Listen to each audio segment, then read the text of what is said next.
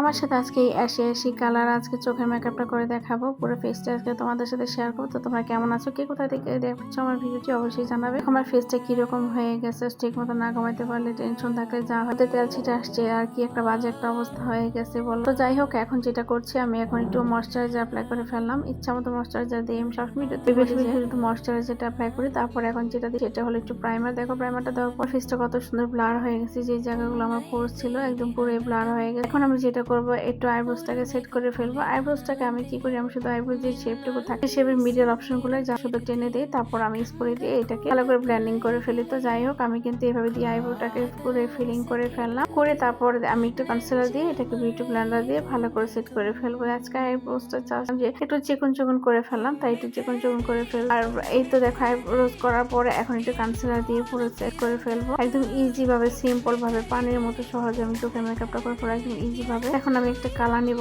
এখানে কি একটা ডার্ক কালার আমি জানি, এটা ব্লু কালার না কি কালার আমি জানি না। তো যাই হোক, এই কালারটা আমি কি করলাম, একটু ফ্ল্যাট ব্রাশে করে নিয়ে একদম আউটার কর্নার যে অংশটুকুতে আমরা আইলাইনার এই অংশটুকুতে ধরে জাস্ট পিছনে থেকে একটু দাগ টেনে দিবা, যেমন আইলাইনার যেভাবে দাগ টেনে দিই সেম এরকম করে। তারপর তার একটু লাইট কালার নিবা, নিয়ে একটা ফ্লাফি ব্রাশ মধ্যে করে তার একটু উপরে জায়গাটুকুতে ব্লেন্ডিং করে ফেলো। ব্লেন্ডিং করার পর এখন এখানে একটু আমি সীমার কালারটা অ্যাপ্লাই করে নিয়েছি। আমার কাছে মনে হচ্ছে এখানে অ্যাশি কালার সীমাটা দিলে ভালো লাগে, তাই আমি এখানে অ্যাশি কালার সীমাটা আমি এখানে অ্যাপ্লাই করি। সীমাটা অ্যাপ্লাই করার পরে এখন যেটা করতে হবে, এই যে দেখো আমি এতক্ষণ যে আমি আমার আইলুকটা করেছিলাম, আমার চোখের আউটার সাইড গুলো খুব সব ভরে গেছে। এখন এটাকে ক্লিন করার জন্য অবশ্যই এরকম একটু মাইসেলার ওয়াটার লাগবে। তো সেটা দিয়ে কিন্তু আমি ক্লিন করে ফেলাম। তো আমাদের একটু কটন বাড নিয়ে আমি দেখো একটু টান দিলাম, পুরোপুরি কিন্তু আমার দাগগুলো যা বাড়তি যেটা ছিল সেগুলো কিন্তু উঠাই ফেলাম। আর এই তো আমি এখন যেটা করবো, এখন কনসিলার দিয়ে আমার বেসটাকে পুরো কমপ্লিট করে ফেলবো। কনসিলারটা দিয়ে আমার এই কনসিলারটা পুরো ফুল কভারেজ ছিল। যাই হোক, এখন এটা করার পর আমি চোখটাকে ভালো করে ব্লেন্ডিং করে ফেলবো, যে কোনো প্রকার যেন ফিজলাইন না থাকে। যেহেতু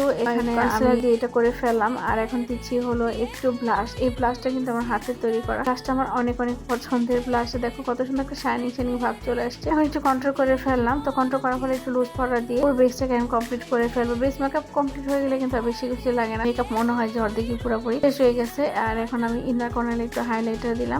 আমি এখানে একটু মাস্কারা দিচ্ছি। মাস্কারাটা আমি একটু ডার্ক করে দিব, কারণ যেহেতু আমি একটু ল্যাশ করবো, তাই মাস্কারাটা লাইট করে দিব। মাস্কারা দেওয়ার পর আমি এখন একটু ফলস ল্যাশও পরে ফেলবো। তো ফলস ল্যাশটা বলতে বলতে ফলস ল্যাশও পরে ফেলাম। দেখো আমার চোখের মেকআপটা কত সুন্দর ইজি ভাবে উঠে উঠেছে। আর এই তো ব্লাশ, এখন লুজ ব্লাশটা দিব। ব্লাশটা দিয়ে একটু হাইলাইটার না দিলে মনে হয় ফেসে কোনো গ্লোই আসে না। আমাদের একটু অবশ্যই লাগে একটু লিপস্টিক বাঙালি মেয়ে বলে কথা, যারা সাজুগুজিতে অনেক ব্যস্ত তাদেরকে লিপস্টিক না দিলে কি হয় বলো তো। এখন আমি এখানে একটু লিপস্টিক দিব। লিপস্টিক দিয়ে কিন্তু আজকে আমি লিপ লাইনারের কাজটা করে ফেলবো। লিপস্টিক দিয়ে মাঝখানে মিডল পোর্শন আমি একটা কালার এখানে অ্যাপ্লাই করে ফেলবো। একটু লিপস্টিক দিব, কালারটা একদম পুরো চেঞ্জ হয়ে যাবে। তো আমার কাছে মনে হচ্ছিল এই ছিল আমার ফাইনাল লুক। আমার ফাইনাল লুকটা তোমাদের কাছে কেমন লেগেছে অবশ্যই জানাবে। আমার মেকআপ ভিডিওগুলো তোমাদের কাছে কেমন লাগে। যদি ভিডিওটি ভালো লাগে প্লিজ একটা লাইক, একটা ফলো, শেয়ার দিয়ে আমার চ্যানেলে থাকবে। আজকের মতো এখানে সকাল থাকবো। বাই বাই, আল্লাহ হাফেজ।